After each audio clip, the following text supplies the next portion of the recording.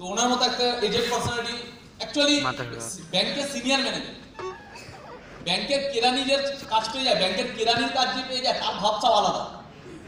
Hello, yes আমি পারা গেছে না কিছু গাঁজাখোর মালবো, কোনোভাবে যদি ব্যাংকের কেরানির কাজও পেয়ে যায়, এটা 2-3 লাখ টাকা ঘুষ দিয়ে, তার ভাবসাব আলাদা, মানে ভারতের নেক্সট আম্বানি। তো আজকের দিনে দাঁড়িয়ে এত সরল, এত সিম্পল, এত নিরহংকার, এত নলেজেবল এবং এত কিছু থাকলে সে সাকসেসফুল হবে যদি স্মার্ট ভ্যালু থাকে, এরকম একটা পার্সোনালিটিকে 1 ঘন্টা 1.5 ঘন্টার সাথে তার এক্সপিরিয়েন্স শেয়ার করা, নিতে পারা, আমার মনে হয় এটাই অনেক বড় বিষয়। কেউ যদি বলে 17,000 টাকা দিয়ে কি পাওয়া যায়, এই মানুষগুলোর সাথে যদি ওঠা বসা করা যায়, ওটা 17,000 টাকা মেকআপ, নাকি না? তো যাই হোক, ওনার সাথে আমি একই স্টেজ শেয়ার করা, এটা একটা বিশাল বড় ব্যাপার, প্রাউডের বিষয়। কিন্তু মাথায় একটা জিনিস রাখতে হবে, আজকে অমিত রয় এত বড় একটা পার্সোনালিটি, না আমার সাথে বা কৌশিকের সাথে বা আমাদের মতো ইয়াং জেনারেশনে, না ওনার ব্যাকগ্রাউন্ডের সাথে আমাদের ম্যাচ করে, না ওনার বয়সের সাথে আমাদের ম্যাচ করে, না ওনার অভিজ্ঞতার সাথে আমাদের ম্যাচ করে।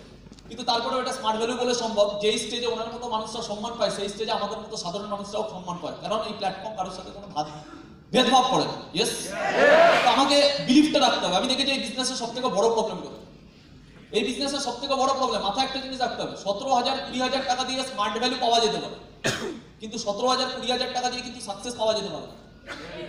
আর সব থেকে বড় প্রবলেম হয়ে যায় সেলফ কনফিডেন্স।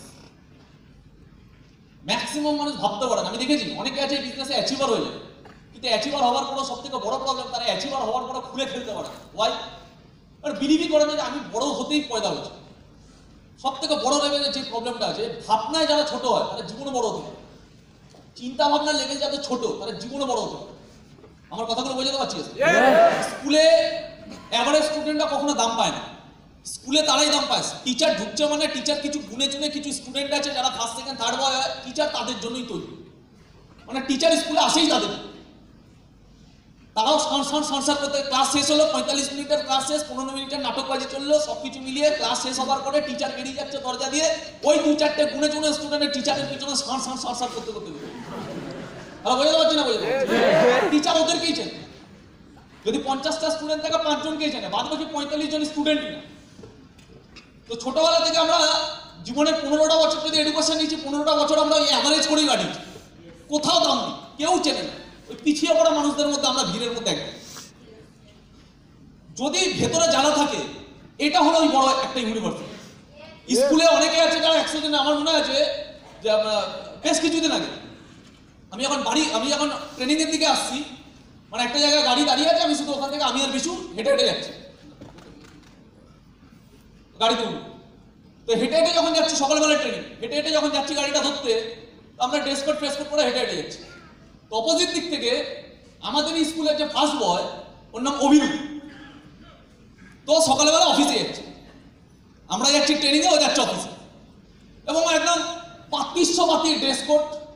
যে ছেলেটা একসময় স্কুলে অনেক বড় সেনা ছিল, ফার্স্ট বয়, রমরমা বাজার, একদম পাতি ড্রেস কোড। ও আমাকে চেনেও না হয়তো, কিন্তু আমি ওকে চিনি, ও আমাকে হয়তো চেনে না, আমি ওকে চিনি। যখন আমরা ক্রস করলাম সামনাসামনি, ও আমাদেরকে যেভাবে মাপছিল, তখন আমাকে ক্রস করার পরে আমাকে আমার ভাই বলছে, আচ্ছা এই দাদাটা তোর স্কুলে ফার্স্ট বয় না? হ্যাঁ। তখন আমি ভাবছিলাম হোয়াট ইজ স্মার্ট ভ্যালু।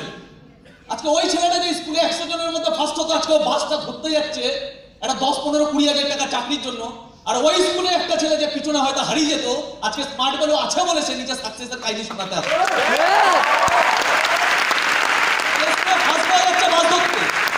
যাকে আর কেউ চেনে না, এই 100 জনের মাঝখানে ফার্স্ট হওয়া একটা ছেলেকে আজকে আর কেউ চেনে না, আর জীবনে কেউ চিনবেও। আর ওখান থেকে হারিয়ে যাওয়া, ওই স্কুলের মধ্যে থেকে হারিয়ে যাওয়া কৌশিক ঘোষ, অভিজিৎ, শ্রমিক, দেবাশিস, এরকম গ্যালাক্সি লিডার যারা আজকের দিনে দাঁড়িয়ে স্মার্ট ভ্যালু লিডার, তারা বাস ধরতে আসছে না, তারা নিজের গাড়ি করে আসছে, নিজের সাকসেসের কাহিনীটা পুরো দুনিয়াকে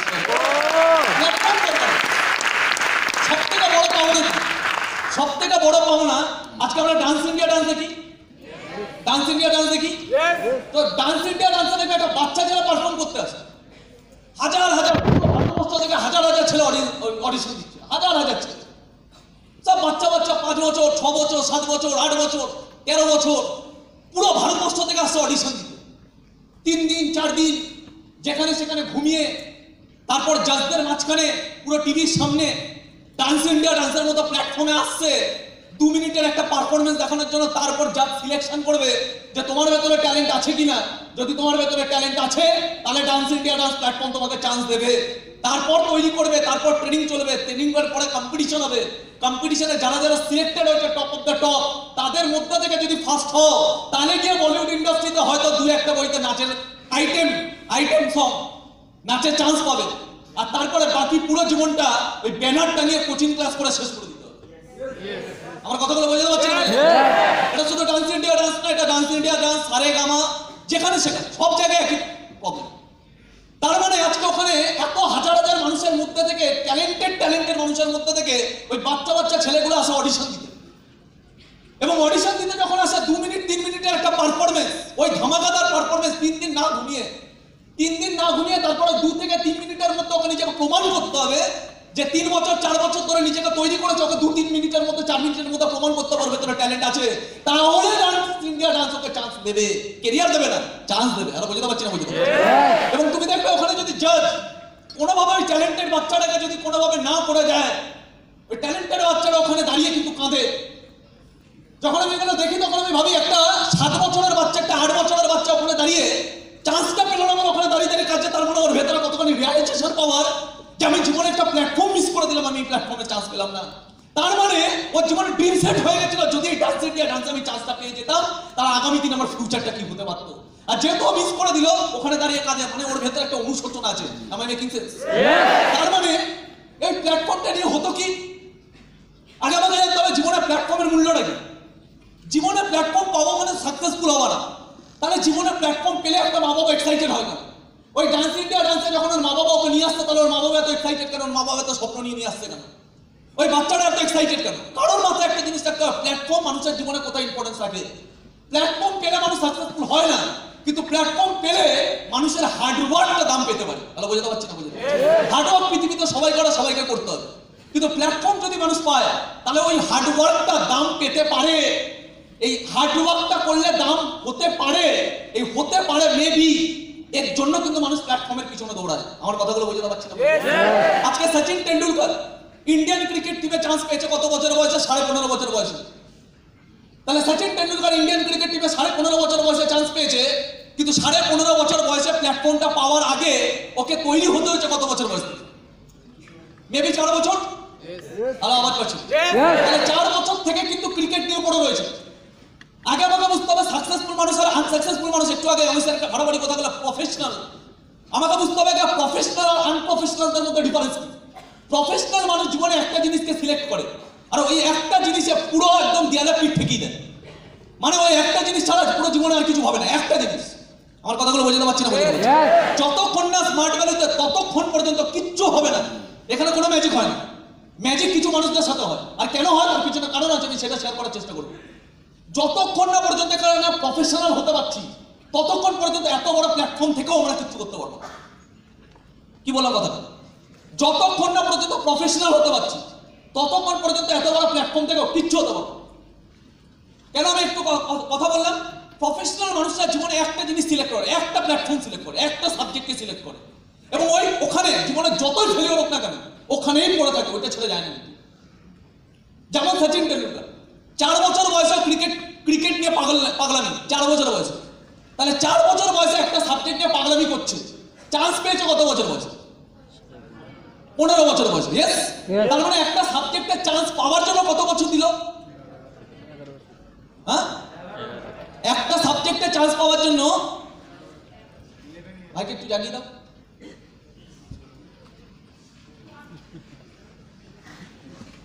ভাইয়ের জন্য একটা বিগ হ্যান্ডশেক।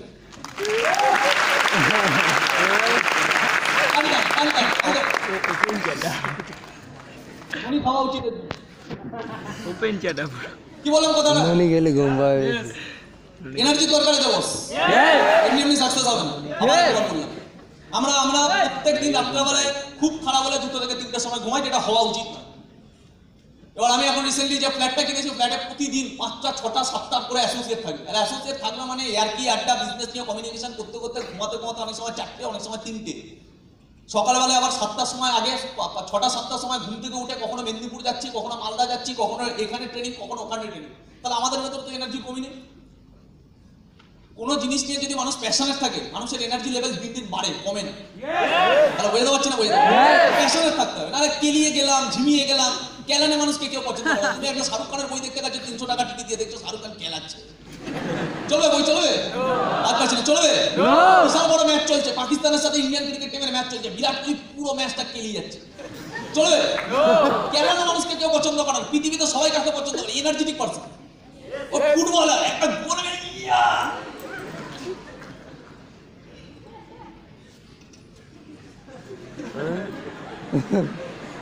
এটা চিৎকারটা করছে একটা ফুটবলার, ওই চিৎকারের পিছনে তো বড় দুনিয়া পাবো। আমার কাছে ওই পাগলামিটা চাই বস, পাগলামিটা চাই। পাগলামিটা না হলে জীবনে বড় জায়গায় যাবে। এক্সাইটমেন্ট লেভেল চাই। এক্সাইটমেন্ট মানুষকে সবাই পছন্দ করে। অনেকে আছে তাদের টিম হয়, টিম হওয়ার পরে টিমটার মতো গ্রুমিং ব্যাপারটা আসে। গ্রুমিং ব্যাপারটা আসবে কোথা থেকে? সিনিয়র লিডারকে এক্সাইটেড হতে হবে। সিনিয়র লিডার ভাবনা চিন্তা লেভেলটা আলাদা হতে হবে। খারাপ থেকে খারাপ সিচুয়েশনে সিনিয়র লিডার কত দূর ভাবতে হবে, ফিলিংস বস। খারাপ থেকে খারাপ সিচুয়েশনে সিনিয়র লিডার কতটা দূর ভাবতে পারে, যতটা দূর ভাবতে পারবে সিনিয়র টিমের ছেলেরা সেটাই দেখতে পারবে। You are the leader. আমার কথাগুলো বোঝাতে পারছি না?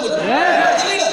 আমরা যখন বিজনেস স্টার্ট করেছি, বিজনেস স্টার্ট করার 4-5 বছর পরে যখন আমাদের ছোট্ট একটা টিম ছিল, যেখানে ছিল আজাদ আনসারি, রবি বর্মা, বিশ্বজিৎ ঘোষ,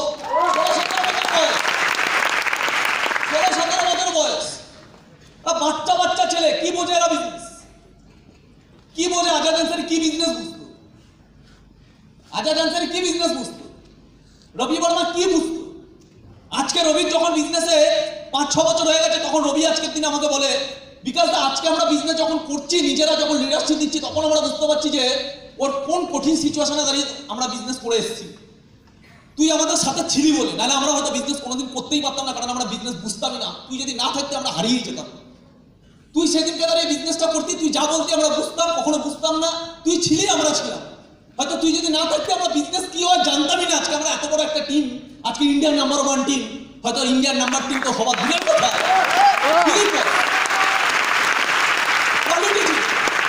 কি ছিল? বিশ্বজিৎ ঘোষের মধ্যে কিছু ছিল না, কিন্তু বিশ্বজিৎ ঘোষের মধ্যে যে কোয়ালিটিটা আছে, ভারতবর্ষের 99% মানুষের মধ্যে সেটা ছিল। কি ছিল? ড্রিম, অসাধারণ ড্রিম। বিশ্বজিৎ ঘোষের মধ্যে কিছু অসাধারণ ড্রিম।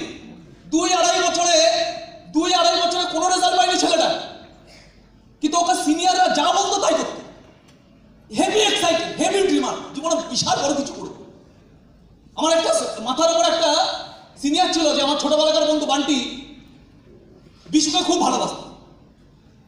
তো বিশুকে বলতো যে, বিশু প্রতিদিন তুই এতজনের সাথে মিট করবি, প্রতিদিন তুই এতজনের বাড়িতে গিয়ে রিলেশন বিল্ডিং করবি, আর যা করবি সব ডায়েরিতে লিখবি, পুরো পুঙ্খানুপুঙ্খভাবে লিখবি এবং আমাকে এসে দেখাবি। আর আমি দেখতাম, এবার আমি যেহেতু আমার নিজের ভাই, আমি তাই ওকে গাইড করতাম। আমার আসতো না, ভেতর থেকে আসতো না। নিজের ভাইয়ের সাথে কি আর বিজনেস রিলেশন কথা বলতো? তা আমি ওর সাথে বিজনেস রিলেশন ছিল না, কোনো কমিউনিকেশন করতাম। ও যদি আমাকে যেচে কিছু জিজ্ঞাসা করতো তাহলে বলতাম, নাহলে আমি বলতাম। তো ও যেত কার কাছে? বান্টির কাছে। আর বান্টি ওকে যা বলতো আমি দেখতাম, আমি শুধু ফলো করতাম। আমি জানতাম এর দ্বারা আর কি বিজনেস হবে। ছেলেটা এখন বাচ্চা ছেলে, এক্সাইটমেন্টে আছে, তো করছে, করুক। বিজনেস তো ওর দ্বারা হবে। আমি 4 বছর ধরে বিজনেস করছি, আমার দ্বারা হচ্ছে না, ওর দ্বারা আর কি বিজনেস হবে? চলো, মজা পাচ্ছে যখন করতে দাও। কিন্তু কার দ্বারা কি হয় কেউ জানে। ও প্রতিদিন রেগুলার বেসিস যা যা ওকে বলতো তাই তাই করতো, যা যা বলতো তাই তাই করতো। স্ট্রেঞ্জার করা থেকে শুরু করে, আমার কথাগুলো বোঝাতে পারছি? আর ড্রিম। একদিন আমার মনে আছে, অপোজিট দিকে আজাজকে আবার কেউ ভালোবাসত। কারণ কি? আজাজ, আমার মনে হয় না বিজনেসে এমন কোনো গুণ আছে যেটা আজাজের ভেতরে ছিল ওই সময় দাঁড়িয়ে। না ড্রিমার। আমরা মাঝে মাঝে যখন কাজবাজ কম থাকতো, ম্যাক্সিমাম টাইমে যখন ফার্স্টেশন, কাজবাজ নেই, কাউন্সিলিং নেই, কিছু নেই, কি করতাম? মাঝে মাঝে সায়েন্স সিটির দিকে চলে যেতাম, হেঁটে হেঁটে সায়েন্স সিটি যাচ্ছি, কি এনার্জি! কেন? মার্সিডিজের শোরুমে ঢুকবো, জাগুয়ারের শোরুমে ঢুকবো। শোরুমে ঢুকতাম আমরা, আমি, রবি, বাবাই, বিশু। আজাদ ঢুকবে না। পায়ে সবার হাওয়াই চপ্পল, খারাপ হলে 200-300 টাকার ফাটা জুতো। আমরা ঢুকতাম। কেন আমরা ঢুকতাম? আমি ঢুকতাম। কেন আমি ঢুকতাম? রবি ঢুকতো, বিশু ঢুকতো। কেন আমরা ঢুকতাম? কারণ আমরা জানতাম করছি যখন বিজনেস, একদিন বিজনেস হবে। আর যেদিনকে বিজনেস হবে, 5 বছর পরেও গাড়িটা তো কিনবো। যদি 5 বছর পরেও গাড়িটা কিনি, তাহলে আজকে যদি আমাকে অপমানও করে, মুখটা চিনে রাখবো, 5 বছর পরে এদের কিনতে গাড়ি।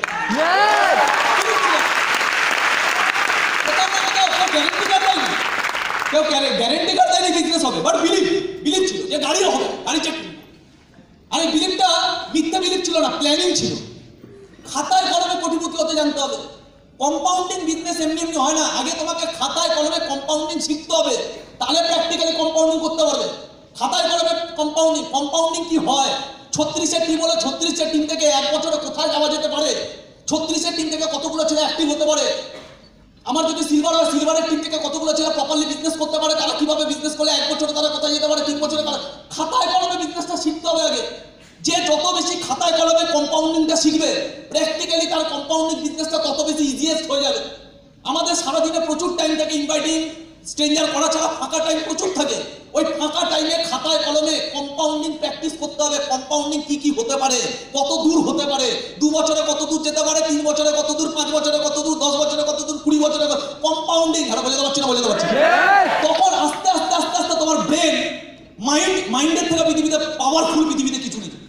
মাইন্ড যখন কোনো একটা জিনিসকে অ্যাকসেপ্ট করে নিল, তুমি যা মাথা রেখো, ওই মাইন্ড তোমাকে কিন্তু সেটা অ্যাচিভ করিয়ে দেবে।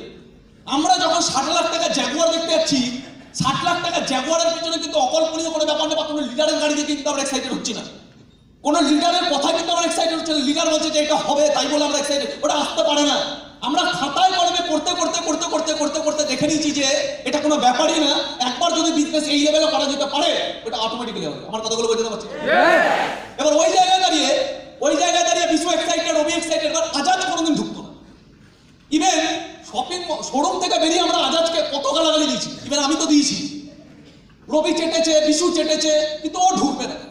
কারণ ওর কোথাও না কোথাও একটা আটকাতো, কোথাও না কোথাও হয়তো বিলিভ করতে পারতো না যে আমিও একদিন ওই জায়গায় যেতে পারবো, কারণ ওর ফ্যামিলি ব্যাকগ্রাউন্ড খুব খারাপ। জীবনের হয়তো স্মার্ট ভ্যালিতে আসা এই লাস্ট হয়তো 2 বছর 3 বছর আগে থেকে ওর বাড়িতে কারেন্ট আছে। আদারওয়াইজ ওর বাড়িতে কারেন্ট পর্যন্ত ছিল না। যে লেভেলে বিলং করতো, খুব জঘন্য পরিস্থিতি।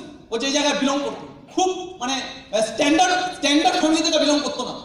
হয়তো পুরো ফ্যামিলিতে একমাত্র ওই আছে যে 12 পাস। তাহলে বোঝাতে পারছি না, বোঝাতে পারছি আর পারছি না, বোঝাতে পারছি না, বোঝাতে পারছি। আর এত ট্যালেন্টেড ওর স্কুলে, ও যেই স্কুলে পড়তো মতিলাল কলোনি স্কুলটায়, মানে যত আমাদের আশপাশে যত স্কুল থেকে ফেলটুস মালগুলো বেরোয়, সব লাস্টে গিয়ে কখন কোথাও ঠাই পায় না ওই স্কুলে গিয়ে ভর্তি করে। এবং ও এত ট্যালেন্টেড, 12-এ ওর সাথে 6 জন পড়তো। আর এত ট্যালেন্টেড 6 জনের মধ্যেও ফার্স্ট হতে পারে। আর বোঝাতে পারছি না, বোঝাতে পারছি। তাহলে ওই ছেলেকে আজকের দিনে দাঁড়িয়ে স্মার্ট ভ্যালু কোথায় নিয়ে এসছে, কতটা কনফিডেন্ট। একটা এমবিএ ছেলে 2000 ছেলের মাঝখানে দাঁড়িয়ে 2 ঘন্টা কথা বলতে পারবে না।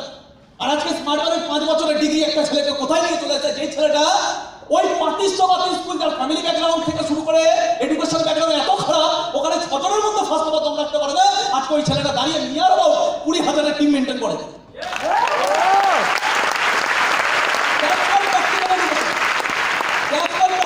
কমিউনিকেশনটা গ্রো করেছে, কনফিডেন্সটা গ্রো করেছে। এরা পৃথিবীর যে কোনো জায়গায় যাবে, যে কোনো জায়গায় গিয়ে জিতে চলে আসবে। কেন? কনফিডেন্স লেভেলটা গ্রো করেছে, কমিউনিকেশন লেভেলটা গ্রো করেছে, পার্সোনালিটি লেভেলটা গ্রো করেছে, অ্যাটিটিউড লেভেলটা গ্রো করেছে। আমার কথাগুলো বুঝতে পারছি? এবার আজাদের মতো কোনো কোয়ালিটি নেই। আমার মনে আছে একবার আমরা গেছি মানি স্কোয়ার মলে গিয়ে মোবাইল দেখছি। তখন আমার পকেটে মোবাইল একটা এমটিএস মোবাইল, 700-800 টাকা দাম, 2 টাকা থেকে কিনতাম বিজনেস করার সময় এমটিএস মোবাইল। তো এমটিএস মোবাইল স্বপ্ন আছে, বড় মোবাইল কিনবো, স্মার্টফোন কিনবো। আমাদের বন্ধু বান্ধবরা যারা স্মার্ট ভ্যালু করতো, তারা সব 3-4 মাসের জন্য সব চাকরি করতে চলে যেত। কেন চাকরি করতে যেত? কারণ চাকরি করে একটা স্যামসাং ডুস কিনবো, বুঝতে পারছি। তখন মার্কেটে নতুন বেরিয়েছে স্যামসাং, হয় না কি সব মোবাইল বেরিয়েছিল, 7,000-8,000 টাকা দাম হয়তো। স্মার্ট ভ্যালু করে তো খোলাতে পারছে না, স্মার্ট ভ্যালু করে কেনার ক্ষমতা নেই। কি করছে না, স্মার্টফোন চাই। তাহলে স্মার্টফোনটা কোথা থেকে আসবে? 4 মাসের জন্য চাকরি করতে চলে গেছে। 4 মাসের জন্য চাকরি করে পয়সা কামিয়ে স্যামসাং মোবাইল নিয়ে আসবে। কিন্তু আমি জানি, আর তার দরুন আছে কোথায়? আজকে হয়তো ওরা স্যামসাং এর পড়ে রয়েছে, আর আজকে আমি স্যামসাং 10 প্লাস ইউজ করছি 73,000 টাকা দাম। হ্যাঁ, আমার কপাল হয়তো ওই 7,000 টাকার মোবাইলটা হতো, কিন্তু 73,000 মোবাইলটা জুটেছে। কারণ আমি জানি মোবাইল নিয়ে কোনোদিন কেউ বড় জায়গায় যেতে পারে না। স্মার্ট ভ্যালু করে যদি মোবাইলটা কিনতে পারি, তাহলে ওইটা অ্যাচিভমেন্ট। না দেয় চাকরি করে গিয়ে 7,000 টাকার একটা মোবাইল কিনে নিয়ে আসলে আমি সত্যিকারে স্মার্ট হয়ে যেতে পারি না। তাহলে কথাটা বুঝতে পারছি না? আমরা দেখতাম শপিং মলে গেছি, শপিং মলে মোবাইল দেখছি, শপিং মলে গেছি, শপিং মলে মোবাইল দেখছি। কোথায় গেছি অ্যাপেল দেখতে, 20,000 টাকা দাম, 30,000 টাকা দাম, 25,000 টাকা দাম অ্যাপেল। স্বপ্ন কিনবো একদিন, এই মোবাইলটা কিনতে হবে একদিন, দেখে রাখছি আজকে। হঠাৎ করে দেখলাম মনে সব মোবাইল দেখতে বিজি। হঠাৎ করে দেখলাম আজাদ এসে আমাকে বলছে, দাদা একটা মোবাইল দেখেছি, রেকগনিশন কিনবো ভাবছি। রেকগনিশন নিয়ে আরো 7 মাস পরে। তারা একটা মোবাইল দেখে রেকগনিশনে কিনবো হচ্ছে, কি মোবাইল, চ দেখি আজাদ মোবাইল সেট করেছে, মানে বিশাল বড় ব্যাপার। মানে আজাদ কিছু সেট করেছে মানে বিশাল বড় ব্যাপার আমাদের কাছে, মানে এটা আমাদের কাছে বিশাল বড় অ্যাচিভমেন্ট। আমাদের টিমের আজাদ আনসারি কিছু সেট করছে, বুঝতে পারছি না, বুঝতে পারছি। আজাদ আনসারি আমাকে এক্সাইটমেন্টের সাথে বলতে দাদা একটা মোবাইল দেখেছি, চলো কিনবো, রেকগনিশনে কিনবো। আমি জানি রেকগনিশন 7 মাস, আমি হয়তো বড় কোনো বলিউডে কিছু একটা কিনবো, হয়তো এবার বিজনেসটা হবে একটা আলাদা স্টেজ লেভেলে হবে। নিয়ে গিয়ে অ্যাপেল স্যামসাং সব ঘুরিয়ে লাস্টে গিয়ে নিয়ে গেছে কার্বন মোবাইল 1,500 টাকা দাম।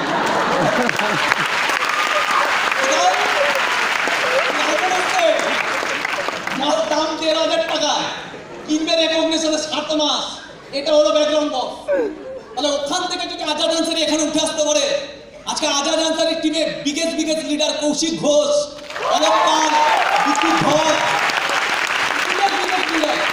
আজকে দিনে দাঁড়িয়ে টোটাল আজাদ আনসারির টিম নিয়ে আবার 20,000। তাহলে 20,000 টিম আজকে দিনে দাঁড়িয়ে 5-6 বছর বিজনেস করছে, 20,000 টিম। তাহলে 20,000 ইন্টু 600 কত? 1,20,00,000 টাকা। তাহলে আজকের দিনে দাঁড়িয়ে আজাদ আনসারির মতো ছেলেমেয়েরা বাইরে দিয়ে এখানে ইঞ্জিনিয়ারিং কমপ্লিট করার পরে 21-22 বছর বয়সে ফুটপাতে গিয়ে 7,000 টাকার কাজ করছে, নেশা করে মুস্তি করে ঘুরে বেড়াচ্ছে। ওই তো বাইরে যাও, ওখান থেকে বাইরে বেরোনোর সময় দেখতে পারবে কলেজের ছেলেমেয়েগুলো ওখানে দাঁড়িয়ে নেশা করছে। হ্যাঁ, তাহলে এটা হলো 21-22 বছরের ছেলেমেয়ে, 21-22 বছরের ছেলেমেয়ে যাদেরকে ইঞ্জিনিয়ারিং দিকে আজকে ওই জায়গা নিয়ে গেছে। আর একদিকে আজকে আজাদ আনসারি যার জিন্দগিতে কিচ্ছু ছিল না, কোনো অ্যাটিটিউড ছিল, স্মার্টওয়েল প্ল্যাটফর্ম 5 বছর ধরে ওকে তৈরি করেছে, আজকে কোটিপতি বানিয়েছে ছেলেটাকে। যে বাড়িটা কারেন্ট ছিল না আজকে নিজের বাড়ি বানিয়েছে, যে বাড়িটা কারেন্ট ছিল না আজকে নিজের বাড়ি বানিয়েছে। যার বাবা মাসে দিনে হয়তো 200 টাকা কামাতে পারতো না, রিক্সা চালাতো, শারীরিক অবস্থা খারাপ, যার বাবা প্রতিদিন আমাদেরকে গালাগালি করতো, প্রতিদিন আমাকে আর বিশুকে গালাগালি করতো। কেন? কারণ ওর বাবা শারীরিক অবস্থা খারাপ, ওর বাবা রিক্সা টানতে পারতো না। ফ্যামিলিটা চালাবে কোথা থেকে? ফ্যামিলিটা চালায় কে? ওর ভাই ইলেকট্রিকের কাজ করে, ওর ভাই কিছু টাকা কামায়, আর কিছু টাকা কামানোর পরে যখন ফ্যামিলিকে দেয় তখন ওর ভাই ওর ফ্যামিলিতে অনেক বড় উচ্চপদস্থ একটা জায়গা, যে ছোট ছেলে টাকা দেয় আর বড় ছেলে নিকম্মা। আর বড় ছেলেকে নিকম্মা কে বানিয়েছে? বড় ছেলেকে নিকম্মা বানিয়েছে বাবু, মানে আমি। বড় ছেলেকে নিকম্মা বানিয়েছে কে? বিশু। আমার মা বাবাকে রাস্তাঘাটে ধরতো, রাস্তাঘাটে ধরে অপমান করতো, যে আপনার ছেলের ভরসায় দিলাম, আপনার ছেলে জয়েন করালো, আজকে আমার ছেলেটা কোনো কাজ বাজ করে না, সকালবেলা বেরিয়ে যায়, একটু কটা টাকা দেয় না, আমি সংসার চালাতে পারছি না, বলুন এইভাবে কতদিন চলবে? আর আমার মা বাড়িতে এসে কি করতো? আমার ধুলাই, আমার মা বাড়িতে এসে আমার ধুলাই করতো। রাত্রেবেলায় খেতে বসে আমাকে বলে পাড়া চোদা, তোকে বলেছি পাড়ার কাউকে জয়েন করাবে। একটু জিনিস গালাগালি দিয়ে বলতো, তোকে বলেছে পাড়ার কাউকে জয়েন করাবি না, আত্মীয়দের কাউকে জয়েন করবি না, রাস্তা বেরোনো যায় না। কীর্তনের মা বাবা রাস্তাঘাটে ধরে সবার সামনে যখন বলে আমাদের ক্ষত খারাপ, তোকে বলেছি যা ইচ্ছা বাইরে করবি, এখানে কিচ্ছু করবি না। আর তোরা মরেছিস, ছোট চার মাথা খেয়েছিস, কি দরকার ছিল ওর মাথা খাবার? তুই যখন জানিস ওর বাবা রিক্সা চালায়, টানতে পারে না, কি দরকার ছিল? তুই মরবি লক্ষ্য মারবি। বুঝতে পারছি না। এবার শুধু তাই না, আজাদের বাড়ির পাশে পিছনে আমার আর্নিং সাইডের একটা ছেলে জয়েন করে দিল, সৌরভ ভট্টাচার্য। ওর বাবা আবার হাফ লেডিস। বুঝতে পারছি না। এবার যে যেমন সঙ্গ তার তেমন রঙ্গ। ওর সাথে আবার আরেকজন জয়েন করেছে, ও আবার বিশু জয়েন করেছে, ওর নাম কৌশিক। কৌশিকের বাবা হাফ লেডিস। লেডিসে মিলিত হয়েছে, দুজনে মিলে ডিসিশন নিয়েছে আমরা আমাদের ছেলেকে পাঠাবো না। চলো, পাঠাবে না। এবার দুজন মিলে ডিসিশন নিয়েছে আমরা তো আমাদের ছেলেকে পাঠাবো না, পাশে আজাদের বাবাকেও মারবো নেগেটিভ। এবার প্রতিদিন ওদের সকালবেলায় বিকেলবেলায় টার্গেট নিয়ে আজাদের বাবাকে কি করতে? একটু চুলকে দিত।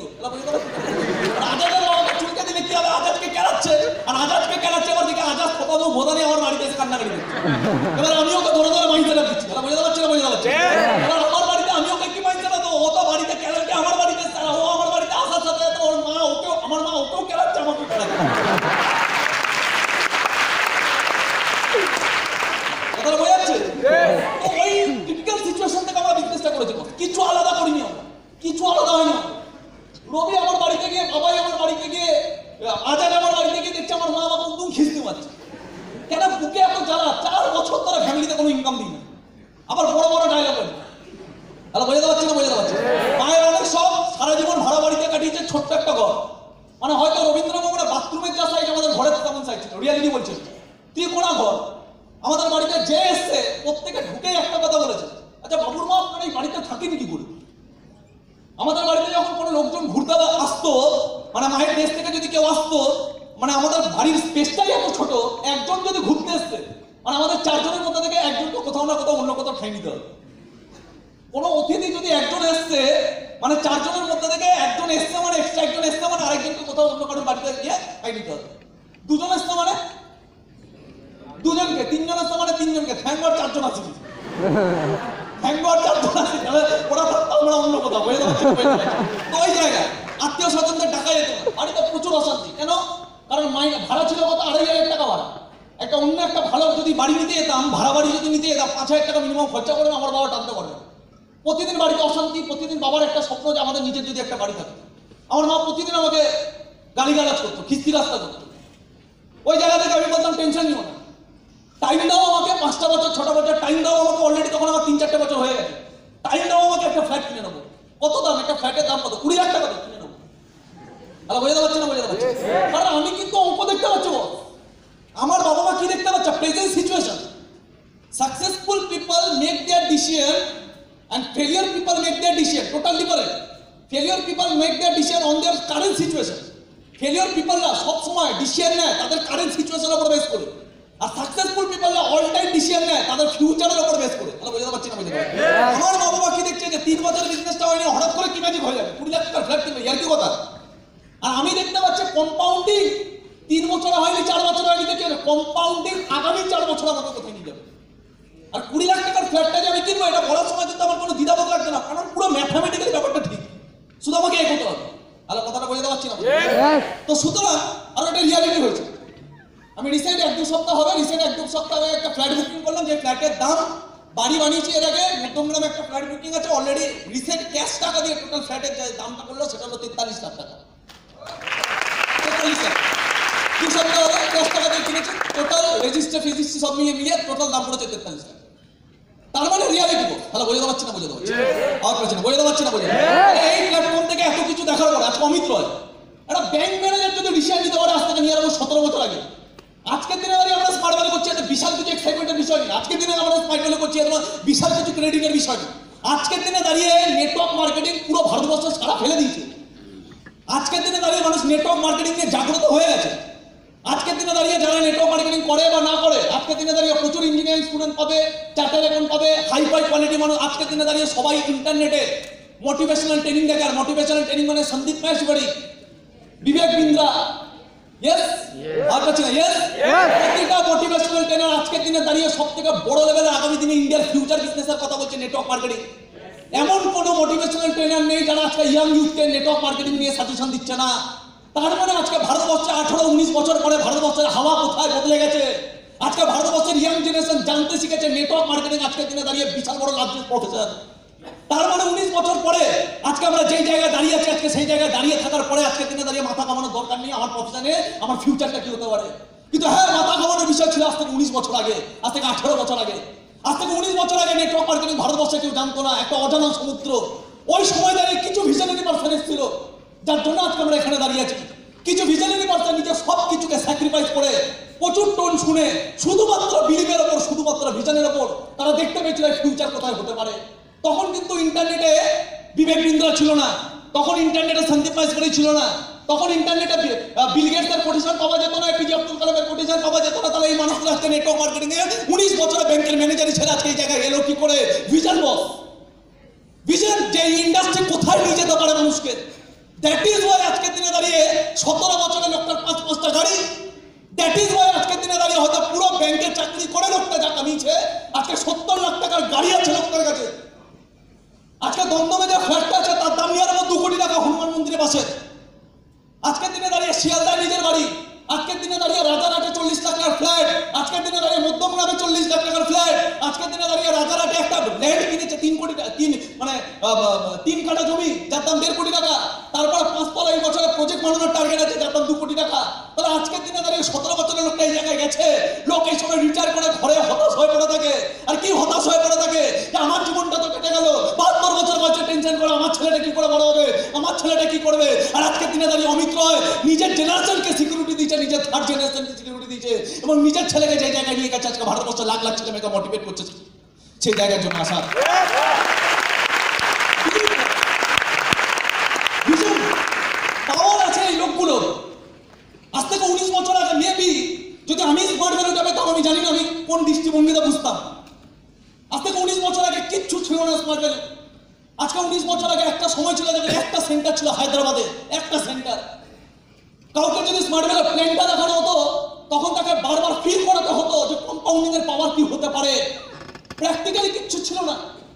কেউ যদি অপোজিট দিক থেকে কোশ্চেন করতো সেন্টার কোথায়, নেই। কি বলতে হতো, হবে। অফিস কোথায়, নেই। কি বলতে হতো, হবে। যে প্ল্যান দেখাচ্ছে, যে প্রজেকশন দেখাতো, সে বাসে করে বাড়ি যেত। তখন মার্সিডিজ ছিল না বস, তখন ডিসিয়াবান্তি ছিল না, তখন অডি ছিল না, তখন কিচ্ছু ছিল না। একটা প্রাইভেট কোম্পানি একটা অবজেক্টিভ নিয়ে ভারতবর্ষে বিজনেস করছে যে ভারতবর্ষের প্রতিটা মানুষকে কম্পিউটার লিটার করতে হবে। গভর্নমেন্ট তখন এই চিন্তা ভাবনা নিয়ে কাজ করতে পারেনি। আজকে গভর্নমেন্ট আইটির কথা বলে, আজকে 2019 সালে গভর্নমেন্ট আইটির কথা বলে। তাহলে গভর্নমেন্ট আজকে যে কথাটা বলছে আইটি এডুকেটেড করতে হবে ভারতবর্ষকে, এই কথাটা আজ থেকে 19 বছর আগে পুরো ভারতবর্ষ আওয়াজটা মেরেছিল কে, স্মার্ট ভ্যালু।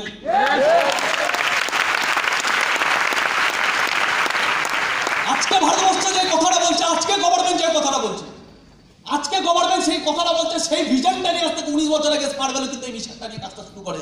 আমার মেকিং সেন্স? আপনার সাথে কথাটা বলে দেওয়া হচ্ছে, পাওয়ার আছে এই লোকগুলো। আজকে তো আমরা নিজের চোখের সামনে সাকসেসটা দেখতে পাচ্ছি। তাহলে তারপরও বিদ্যুৎ ধরকে দেখে, বাবাই নায়ককে দেখে, আজকে বাবাই নায়ক, আমি এর আগেও কথাটা বলছিলাম, বলা উচিত। আজকে বাবাই নায়ক রিসেন্টলি একটা ব্র্যান্ডেড গাড়ি কিনলো, প্রিমিয়াম কার, হন্ডা সিটি। কটা ক্লাসের ছেলে মেয়ে আছে যারা হন্ডা সিটি চড়ে?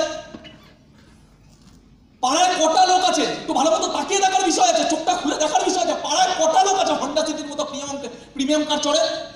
আর যদি চড়েও তার বয়স কত, তার ব্যাকগ্রাউন্ড কি, পড়ে কি সে?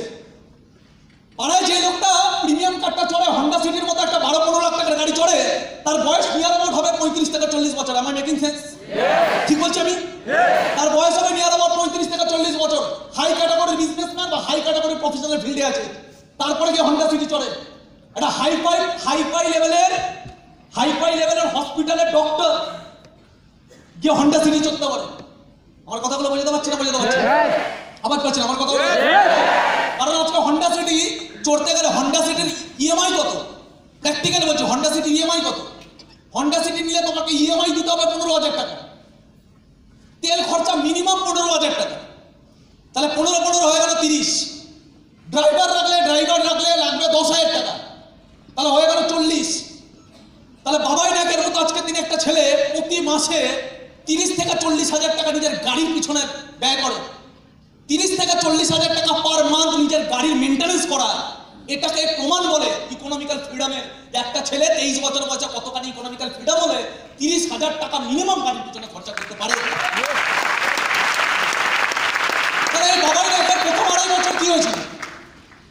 আজকে 5.5 বছরের মধ্যে বাবাই নায়কের প্রথম 2.5 বছর কি হয়েছিল? কিচ্ছু হয়নি। প্রথম 2.5টা বছর ছিল বাবাই নায়কের স্ট্রাগল পিরিয়ড। প্রথম 2.5টা বছর ছিল বিশ্বজিৎ ঘোষের স্ট্রাগল পিরিয়ড। আমার কথাগুলো বোঝাতে পারছি না? বোঝাতে পারছি না? বোঝাতে পারছি না? বিজনেসটাকে বুঝতে হবে। 1.5 ঘন্টা 1 ঘন্টা বিজনেস বোঝানো পসিবল। দিনের পর দিন ট্রেনিং। মাথায় একটা জিনিস থাকবে, এই বিজনেস থেকে তারা বরবাদ হয়ে গেছে। কেন বরবাদ হয়ে গেছে? কারণ তারা কিচ্ছু করতে পারেনি। ওয়াই? কারণ যারা এই ট্রেনিংটাকে ফোকাস করেছে তারা এই বিজনেস থেকে সাকসেসফুল হয়ে বেরিয়ে এসেছে। আর যারা এই ট্রেনিংটাকে ফোকাস করেনি, জয়নিং এর দিকে ফোকাস করেছে, আমার কত টাকা চেক এলো, আমার কটা জয়নিং করলো, আমার ইনভাইটিং আসছে না, যারা ট্রেনিংটাকে ফোকাস করবে, আফটার অল দেখা যাবে 2 থেকে 3 বছর পরে তারা ঠিক ওখান থেকে এখানে উঠে দাঁড়িয়ে যাবে। আর যারা ট্রেনিংটাকে ফোকাস করবে না, তারা 2 থেকে 3 বছরের